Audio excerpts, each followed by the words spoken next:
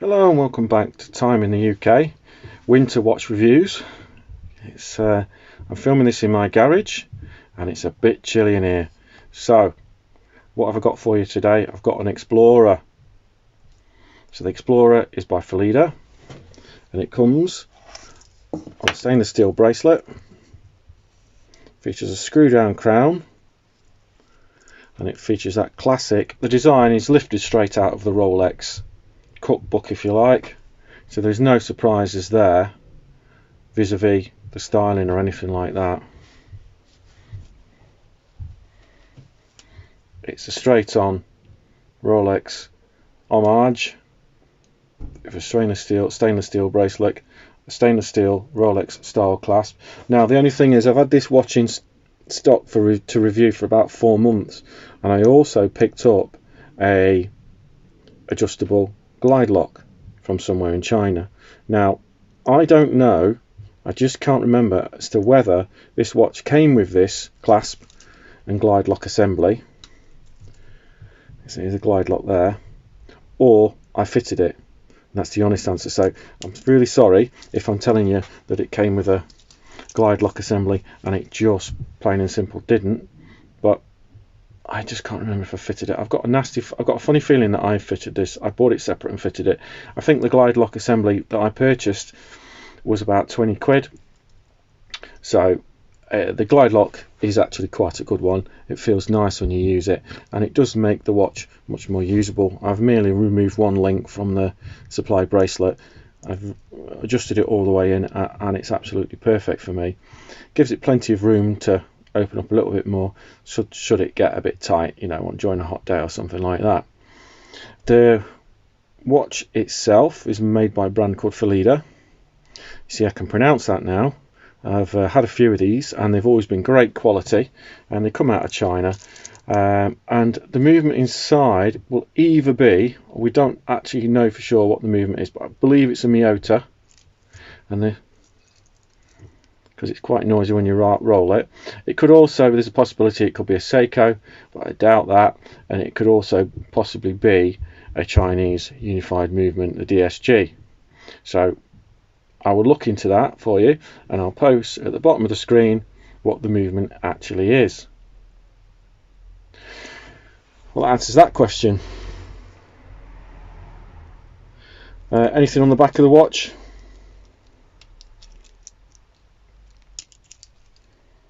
Well, it's just a basic sterile case back. There's nothing at all to see here. Solid end links, good quality strap, polished centre links, nicely treated bezel.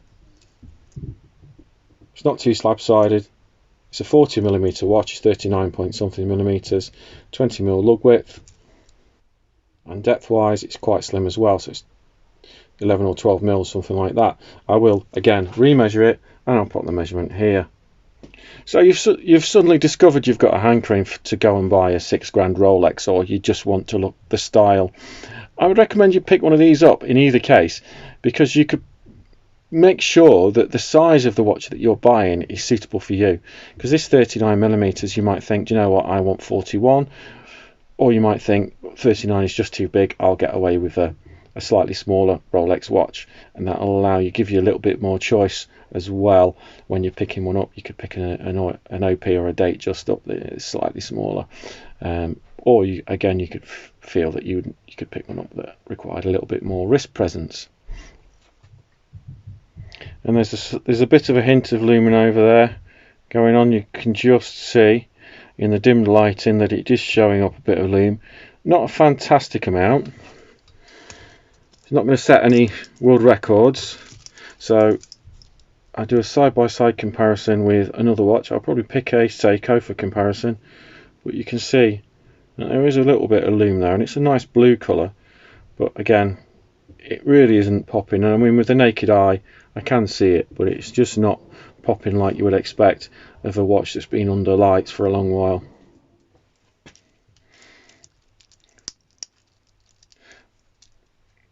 Okay, so I better mention the clasp. Upgraded or nay, I'm not sure.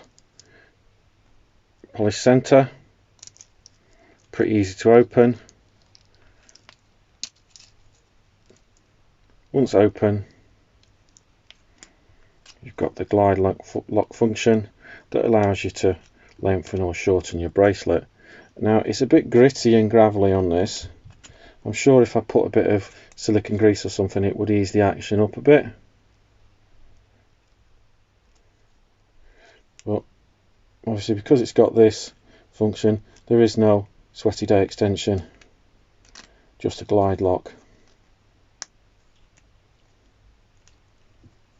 which is perfectly satisfactory for me. So back on the wrist, there we are, very nice Phylida Explorer homage with a generic glide lock. Very nice. Nice, cheap. Got it in the Black Friday sales. I've been timing the UK. If anyone out there has got a watch they would like to have reviewed, send it across to me. If you're a micro brand, I work with 5 or 6 other YouTubers and we do a little review circuit. So if you want to send me a watch, I can get it through 5 or 6 hands and we can get 5 or 6 reviews on it, should that be your wish, and we can get that sent back to you afterwards. We've got a proven track record on this, so if anyone wants a watch reviewing, just get in contact to Time in the UK. If you just click on the About Us section, you'll find my email. Thanks very much for watching and come back soon. Cheers. Bye.